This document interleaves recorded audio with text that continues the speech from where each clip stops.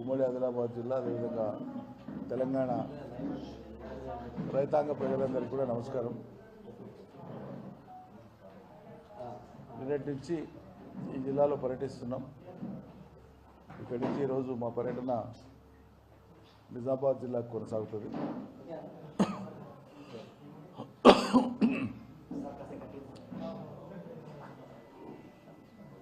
ఆదిలాబాదు మనందరికీ తెలుసు, తెలంగాణలోనే చాలా అందమైనటువంటి ప్రకృతి సంపదలు కలిగిన సహజ సంపదలు కలిగినటువంటి మంచితనం అమాయకత్వం కలిగినటువంటి ప్రజా సమూహాలతో పాటు చాలా నమ్మకాలు పెట్టుకొని ప్రభుత్వాల మీద వరుస ప్రభుత్వాలను గెలిపించినటువంటి ప్రజలు.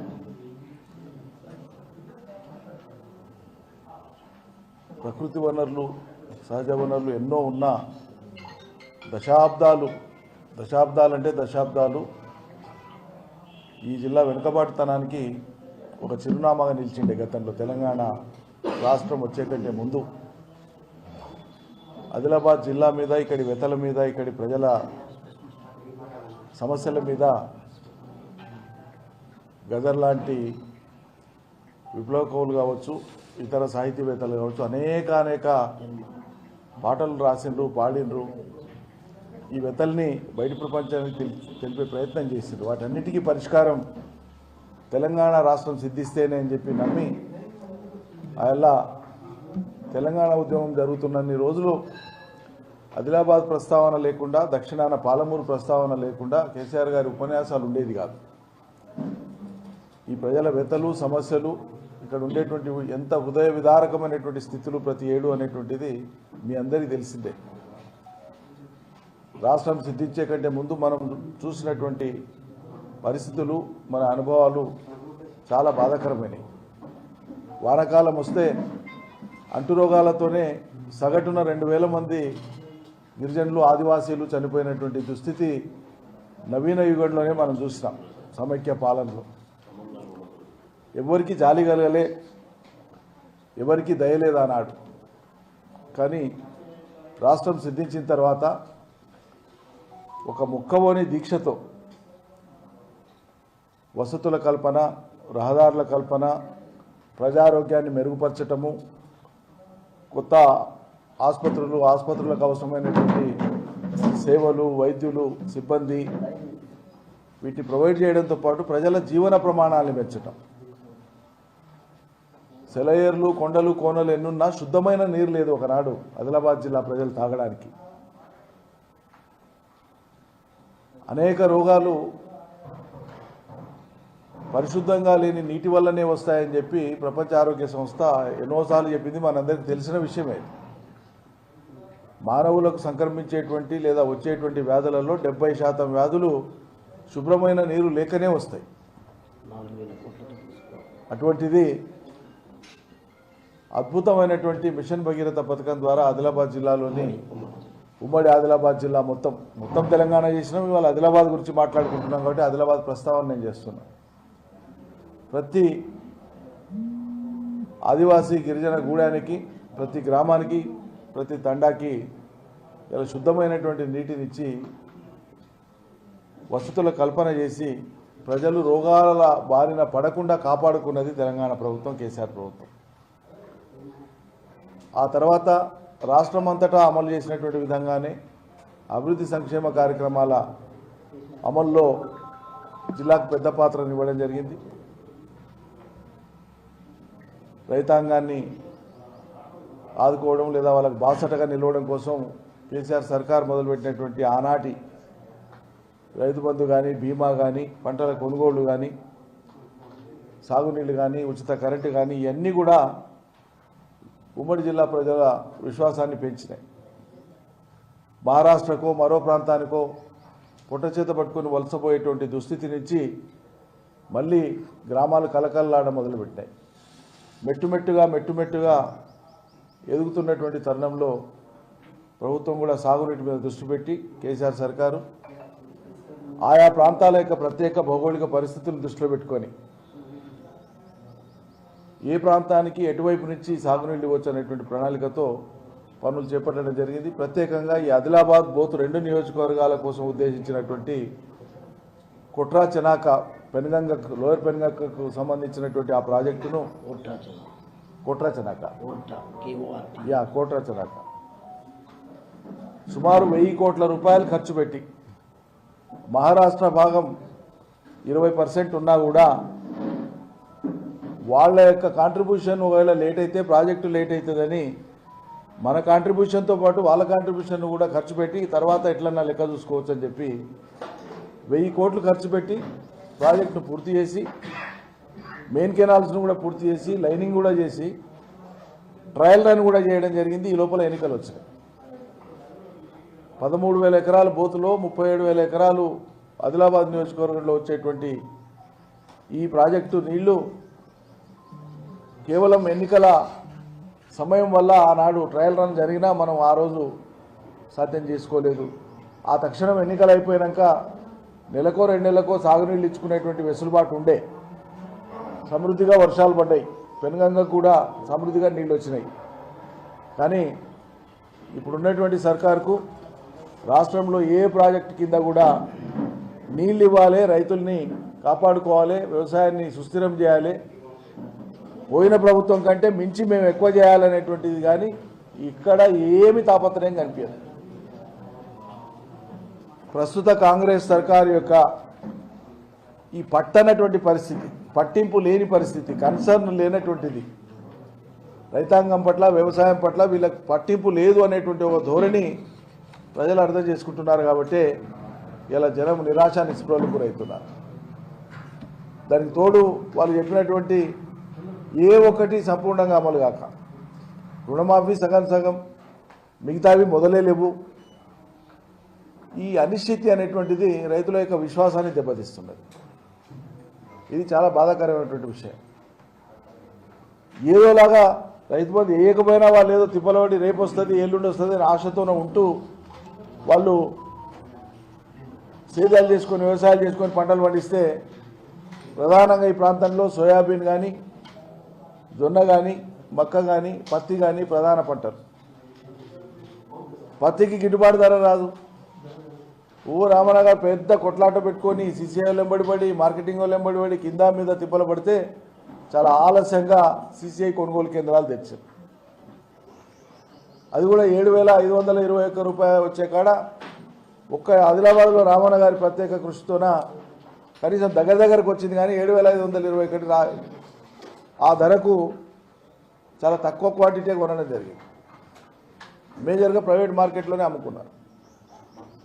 అదేవిధంగా సోయా దగ్గర 4.5 లక్షల మెట్రిక్ టన్నుల ఉత్పత్తి వస్తుంది ఈ ప్రాంతంలో ప్రతి ఏడు.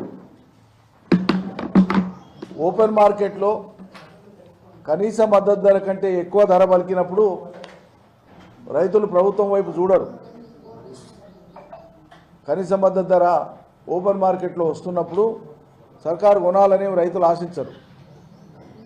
ఈ కనీస మద్దతు ధర అనే ఇంటర్వెన్షను ఎందుకుంది? ఓపెన్ మార్కెట్లో ఈ కనీస మద్దతు ధర అనేది రాకపోతే, ట్రేడర్లు కొనని పరిస్థితి ఉంటే, ధర లేకపోతే ఆ గ్యాప్ను ఫిల్ చేస్తూ సర్కారే ముందరికి వచ్చి కొనుగోలు కేంద్రాలు పెట్టి రైతులకు మద్దతు ధరకు కొనాలి. మద్దతు ధరను ప్రకటించడం అంటే ఉద్దేశం ఏంది? ఒట్టి ప్రకటించి చేతులు ముడుచుకొని కూర్చోనికే కాదు. మద్దతు ధరను ప్రకటిస్తే బయట జరిగే క్రయ విక్రయాలు, మార్కెటింగ్ వ్యవస్థ ద్వారా జరిగేటువంటి క్రయ విక్రయాలు ఏవైతే ఉన్నాయో అక్కడ కనుక ట్రేడర్సు ప్రకటించిన మద్దతు ధర కనుక ఖరీదు చేయని పరిస్థితి ఉంటే, ఏ కారణం చేతనైనా తక్షణమే గవర్నమెంట్ ఇంటర్ఫియర్ అయ్యి, ప్రభుత్వం ఇంటర్ఫియర్ అయ్యి కొనుగోలు కేంద్రాలు ఏర్పాటు చేసి మద్దతు ధర కొనాలి. ప్రభుత్వం కొని ఏం చేస్తుందంటే కొంతకాలం తర్వాత మళ్ళీ ఆక్షన్ పెట్టి అమ్ముతుంది. ఒక్కోసారి రేటు దాని సరిపోతుంది, ఒక్కోసారి తుట్టిపడుతుంది. అంటే రైతు నష్టపోకుండా ప్రభుత్వం కొంత తుట్టిపోయినా సరే ఈ పంటలను ప్రోత్సహించాలి. ఎందుకంటే ఈ పంట లేకపోతే, సోయా లేకపోతే మీకు పౌల్ట్రీ లేదు. సోయా ఆయిల్ వస్తుంది, సోయా కేక్ వస్తుంది, సోయా నుంచి పౌల్ట్రీకి, అనిమల్ ఫాడర్కి వస్తుంది. జొన్న అంతే. పత్తి బేల్స్తో పాటు కాటను సీడ్ నుంచి మళ్ళీ కేక్ వస్తుంది, అది కూడా ఫాడర్కి పనికి వస్తుంది. ఇట్లా మల్టిపుల్ ప్రోడక్ట్స్, అనేక రకాల ఉత్పత్తులు, ఉప ఉత్పత్తులు వస్తాయి వ్యవసాయ ఉత్పత్తుల నుంచి. దాని నుంచి అన్ని అనుబంధ రంగాలు నడుస్తాయి. అందుకోసమే కనీస మద్దతు ధరకు ప్రభుత్వాలు కొనుగోలు చేయాలనేటువంటి ఒక నియమం ఉంటుంది. మార్కెట్లో ధర లేనప్పుడు సోయా ఏం చేసిండ్రు, యాళ్ళకి సీజన్ వచ్చి పంట కళ్ళాలకు వచ్చి రైతులు అమ్ముకునే స్థితి వచ్చినప్పుడు ధర తక్కువ ఉంది, కొనుగోలు కేంద్రం సర్కారు పెట్టదు, కావాలని పెట్టదు. అంటే రైతులు మ్యాక్సిమం కొంత అమ్ముకొని బయటపడని తక్కువ ధరకు పోతే కొననట్లు చేస్తే సర్కారు మీద భారం తక్కువ పడుతుంది. అంటే సగానికి ఎక్కువ ఓపెన్ మార్కెట్లో కొన్న తర్వాత సోయాకు మొన్న సర్కారు బయట నుంచి రైతుల నుంచి ప్రజల నుంచి వచ్చిన తర్వాత ఒత్తిడి వచ్చిన తర్వాత అప్పుడు ఒక నామమాత్రంగా కొన్నది. అంటే ప్రభుత్వ సహకారం లేకుండా పంటలు పండించేటువంటి రైతు వ్యవసాయాన్ని ఆపలేడు, బతుకుదేరు అది రైతుకు. ఈ రాష్ట్రంలో ఉండేటువంటి మొత్తం రైతులలో మొత్తం వ్యవసాయ భూమిలో 1,50,00,000 వ్యవసాయ భూమిలో 92.5% భూమి 5 ఎకరాల లోపు ఉండేటువంటి రైతుల చేతుల్లోనే ఉంది ఈ రాష్ట్రంలో. అంటే వ్యవసాయ రంగంలో మనం ఏ మార్పు తీసుకొచ్చినా, ఏ రకమైన సాయం చేయాలన్నా అత్యధికంగా చేరేది 92.5% భూమి కలిగినటువంటి వ్యవసాయం కలిగినటువంటి 5 ఎకరాల లోపు ఉండేటువంటి రైతులకే లబ్ధి చేకూరుతుంది. ఇది మనం గమనించాలి. 10 ఎకరాల లోపు ఉండేటువంటి వాళ్ళు 6.5-7% ఉంటారు. 20 ఎకరాలు మించి భూగరిష్ట పరిమితికి లోబడి 54 ఎకరాల లోబడి ఉండేటువంటి రైతుల సంఖ్య ఈ రాష్ట్రంలో 20 నుంచి 22,000 మంది మాత్రమే. ఇవాళ సర్కారు ఈ మొత్తం అగ్రికల్చర్ లాట్, వ్యవసాయ లాటుగా ఉండేటువంటి మొత్తం రైతులకు మేలు జరిగే కాడ మీనమేషాలు లెక్కిస్తున్నది. వాళ్ళకు అనుకూలంగా ఉన్నటువంటి మీడియా చేత ఓ పెట్రోల్ బంక్ ఫోటోనో లేకుంటే ఇంకో దాంతో వేసి గతంలో రైతు బంధు వీళ్ళకి పోయింది అంటే వృధా పోయింది అనేటువంటి ఒక తప్పుడు ఇంప్రెషన్ కల్పించేటువంటి ప్రయత్నం చేస్తుంది. నేను గతంలో కూడా చాలాసార్లు చెప్పినా, మళ్ళీ ఇవాళ చెప్తున్నా, 1,50,00,000 ఎకరాల భూమిలో 1/2 ఎక్కడైనా అనర్హులు పొంది ఉంటే ఖచ్చితంగా దాన్ని మనం అరికట్టాల్సిందే, ఏ ప్రభుత్వం ఉన్నా. ఇలా మనం పెన్షన్లు ఇస్తున్నాం, లక్షల పెన్షన్లు ఇస్తున్నాం, కొంతమంది అనర్హులు ఉన్నారు అక్కడక్కడ చోటు చేసుకున్నాయి. ప్రభుత్వం దృష్టికి వస్తే తీసేస్తాం, అర్హులకు ఇస్తాం. రేషన్ కార్డులు ఉన్నాయి, కొంతమంది అనర్హులతో ఉన్నాయనేది ప్రభుత్వ లెక్కలే చెప్తున్నాయి. అనర్హులు ఉన్న కాడ తీస్తారు, మళ్ళీ కొత్త ఇస్తారు. అంత మాత్రం చేత మొత్తం వ్యవసాయ రంగానికి ఇచ్చేటువంటి చేయూతను ఏదో సాకులు చెప్పి, కుంటి సాకులు చెప్పి, కాలయాపన చేసి ఆపే ప్రయత్నం చేసి తర్వాత దశల వారీగా రాజకీయ అవసరం కోసం కొంచెం కొంచెం ఇవ్వాలనేటువంటి యొక్క ప్రభుత్వ ఆలోచనను రైతాంగం ఇప్పటికే అర్థం చేసుకున్నారు. ఏ ఊరు తీసుకున్నా ఒక 500 మంది రైతులు ఉంటే ఒకరో ఇద్దరో అనర్హులు ఉన్నారనుకోండి, మరి ఆ ఒక్కరిద్దరు అనర్హుల్ని గుర్తించడానికే మీకు ఏడాదిన్నర పడుతుందా, ఏడాది మీద 2 నెలలు పడుతుందా? 500 మంది రైతులకు మేలు జరిగే కాడ ఒకరికో ఇద్దరికో అనర్హులు ఉన్న అన్న కారణంగా 500 మంది నోరు కొడతారా? అత్యధిక శాతం మంది రైతులను ఆపేసి నువ్వు లెక్క పెట్టుకుంటూ కూర్చుంటావా? మీరు చెప్పింది ఏంది? జూలైలో కమిటీ వేసి ఆగస్టు కల్లా మొత్తం క్లోజ్ చేస్తామన్నారు. ఇక ఆగస్టు బాయ్ సంవత్సరం వెళ్ళిపోయి మళ్ళీ కొత్త సంవత్సరం నడుస్తుంది, మళ్ళీ కొత్త జూలై కూడా వస్తుంది. మీరు ఇచ్చింది లేదు, పెట్టింది లేదు. అందువల్ల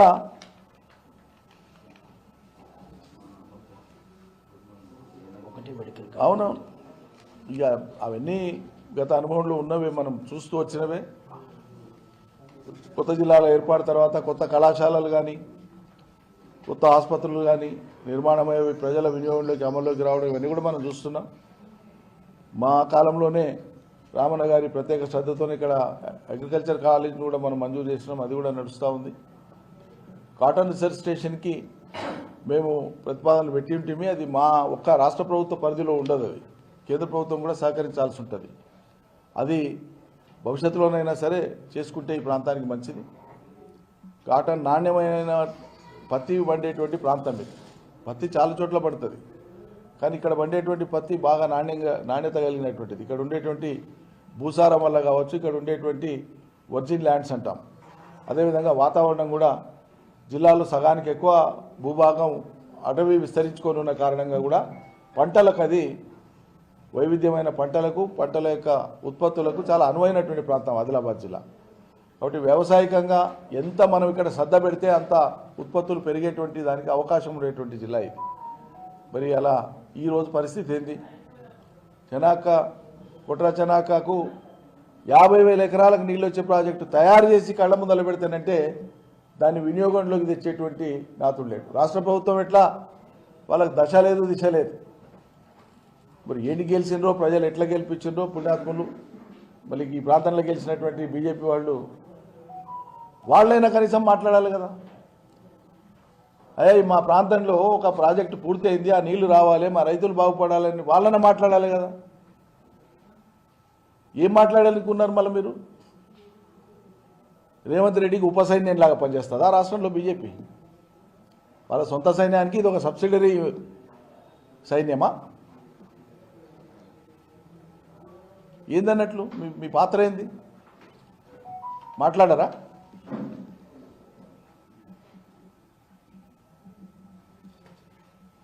బీజేపీ ఫ్లోర్ లీడర్గా ఉన్నారు మహేశ్వర్ రెడ్డి గారు, పక్క నియోజకవర్గం. నేను రిక్వెస్ట్ చేస్తున్నా, ఇక్కడ ఆయన డిప్యూటీ ఫ్లోర్ లీడరా? ప్రభుత్వం మీద ఎందుకు ఒత్తిడి లేరు? ఆ 50,000 ఎకరాలు వస్తే ఈ ప్రాంత ప్రజలు బాగుపడరా? మీరు రైతు కుటుంబాల నుంచి వచ్చిన వాళ్ళే కదా. నైస్టీస్ ఎందుకు? కేసీఆర్ మీదను బీఆర్ఎస్ మీదను కోపం ఉంటే పన్నులు కాకుండా ప్రజలకు నష్టం జరిగేటట్లు ఎట్లా చూస్తారు మీరు? ప్రజలకు పనులు జరిగేటట్లు చూడాలి కదా. ప్రభుత్వాలు నిరంతర ప్రక్రియ. ఎవరు ఎప్పుడైనా ఉండొచ్చు, ఎవరు ఎప్పుడైనా పోవచ్చు. నోటికాడికి వచ్చిన ముద్దను ఆపెడతారా అని నాకు అర్థం కాదు. 50,000 ఎకరాలంటే తమాషానా? 2 పంటలు పండితే 2 పంటలు, ఒక సంవత్సరం 2 పంటలు పండితే ఆ 1,000 కోట్ల రూపాయలు ఇట్లా తేరిపోతుంది ఒక సాగునీటి ప్రాజెక్టు కింద. అభివృద్ధి మీద అంచనా ఉన్నవాళ్ళు కానీ అవగాహన ఉన్నవాళ్ళు కానీ చేసేటువంటి సత్వరమైన పనులు ఏంటంటే, ఎక్కడ మనం ఉత్పత్తులు పెంచుకునే అవకాశం ఉంది, అది ఏ రకమైన ఉత్పత్తి కానీ దాని మీద ఫోకస్ చేసి టక్కున రాష్ట్రం పెట్టిన పెట్టుబడి టక్కున తీరేటట్లు ముందు చూపుతో పనిచేయాలి, తెలివిగా పనిచేయాలి. ఇది ప్రదర్శిస్తుందా తెలంగాణ ప్రభుత్వం? ప్రదర్శించకపోతే మరి ఎందుకో బీజేపీ వాళ్ళు ప్రశ్నిస్తలేరు. మిమ్మల్ని కొత్తగా నిధులు తెచ్చి ఢిల్లీకి వెళ్ళి నిధులు తెమ్మని అడుగుతలేం బీజేపీ వాళ్ళను. ఈ విషయంలో నోటికాడికి వచ్చిన ప్రాజెక్టు అమలు కావడానికి మీరు ఎందుకు చర్యలు తీసుకుంటలేరు? సూటిగా నా ప్రశ్న. ఇది రైతుల సమస్య కాదా? ఆదిలాబాద్ బోతు రైతుల సమస్య కాదా? మరి ఇది పట్టినప్పుడు మీకు ఏం పట్టినట్లు? ప్రజలు ఏం నమ్మి మిమ్మల్ని గెలిపించినట్లు? నోటికాడి తెచ్చిన రామన్నను మమ్మల్ని ఇంట్లో కూర్చోబెడితే మీకు ఏం ఫలం దక్కినట్లు ప్రజలకు? దయచేసి ఆలోచించమని కోరుతా ఉన్నాం. ఇప్పటికైనా ఏవి ఏ స్థితిలో ఆగిపోయినాయో అవి తక్షణం ప్రజలకు అమల్లోకి రావాలి. అవి సాగునీటి ప్రాజెక్టులు కానీ, పంటల కొనుగోళ్లు కానీ, ప్రభుత్వం ఇస్తానని చెప్పినటువంటి భరోసా కానీ ఇచ్చి తీరాల్సిందే. కౌలు రైతులకు ఇచ్చి తీరాల్సిందే. చాలా పెద్ద ఎత్తున భూ యజమానులు కౌలుకి ఇచ్చేటువంటి పరిస్థితులలో సారవంతమైన పొలాలు కాబట్టి ఇరిగేషన్ ఫెసిలిటీ ఉంది అంటే చాలు. నిన్న సాత్నాల ఏరియాకి పోతే రైతులు చెప్తున్నారు నీళ్లు బారుతాయి కాబట్టి 2 పంటలకు కలిపి 30 నుంచి 40 వేల మధ్యలో మేము కౌలుకు తీసుకుంటున్నాం సార్ అని చెప్తున్నారు. మళ్ళీ మీకు ఎట్లా గిట్టుబాటు అవుతుందన్నా? మా పెట్టుబడి పంట కష్టం ఒక పంటలో వెళ్ళిపోయినా ఇంకో పంటలో మిగులుతుంది సార్. మరి వ్యవసాయం తప్ప మేము వేరే చేసుకుని బతకడానికి లేదు కదా, వ్యవసాయమే మాకు మూలాధారం అంటారు. మరి మీరు మాట ఇచ్చినటువంటి ఆ కౌలు రైతులకు కూడా ఇస్తామని గంభీరాలు పలికి, పొంకనాలు పలికి, గొప్ప గొప్ప మాటలు పలికి సిగ్గనిపిస్తలేదా ఇలా కౌలు రైతులకు ఎగ్గొట్టినందుకు? కౌలు రైతుల ఊసే ఎత్తనందుకు? కౌలు రైతుల ఊసే ఎత్తలేరు కన్వీనియంట్గా. మేమనే మాట కాదు, మేము డిమాండ్ చేయలేదు. కాంగ్రెస్ పార్టీ డిక్లరేషన్లో పెట్టింది, వరంగల్ డిక్లరేషన్లో పెట్టింది, ఇస్తామని పొంకనాలు కొట్టింది. ఇలా ఎందుకు ఊసెత్తలేదు? మరి కూలీలకు 12,000 అన్నారు వ్యవసాయ కూలీలకు. అది రేపు రాబోయే రోజులలో స్థానిక సంస్థల ఎన్నికల లోపల కొద్దిమందికి ఇచ్చినట్లు చేసి రేపు మళ్ళీ మహిళలకు ఇచ్చే 2,500 ఏవైతున్నాయో దీంట్లో కట్ చేసేటువంటి దానికి ఉపాయం అవుతుంది రాష్ట్ర ప్రభుత్వం. మీరు రాసి పెట్టుకోండి, నేను ముందే చెప్తున్నా ఈ మాట. రైతు కూలీలకు మహిళలకు ఇస్తామని అదే ఇంజనీరింగ్ కాలేజ్ మంజూరు చేసినాం మనం. జేఎన్టీ ఇంజనీరింగ్ కాలేజ్ కూడా ఇక్కడ మంజూరు అయింది. 23-24 సంవత్సరం దాన్ని ఉపయోగంలోకి తీసుకురావాలి.